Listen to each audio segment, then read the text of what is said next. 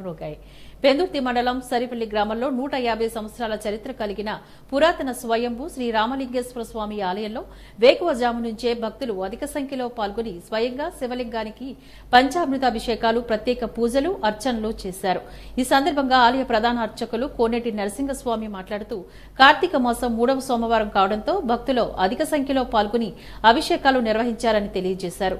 అయితే ఆలయానికి ఒక ప్రత్యేకత ఉందని, భక్తులు స్వయంగా స్వామివారికి అభిషేకం చేసుకునే అవకాశం స్వామి కల్పించారని, చుట్టుప్రక్కల గ్రామాల నుండి భక్తులు విచ్చేసి స్వామివారికి అభిషేకం చేసుకుంటారంటూ చెప్పారు.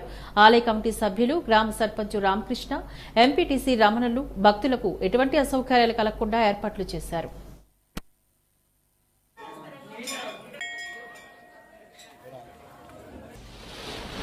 స్వామివారికి ప్రతి సంవత్సరం జరిగే విధంగా ద్వాదశి నాడు వనభోజన కార్యక్రమం సుమారుగా ఇంచుమించుగా ఒక 6,000-7,000 జనాభా వచ్చి ఉంటారు.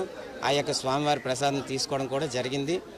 అలాగే ఎవరైనా అభిషేకాలు చేయించుకోవాలనుకుంటే ప్రత్యేకంగా ఇక్కడ అర్చకులు ఉంటారు. మీరు వాళ్ళు సంప్రదించి పూజా కార్యక్రమాలు చేసుకోవచ్చు.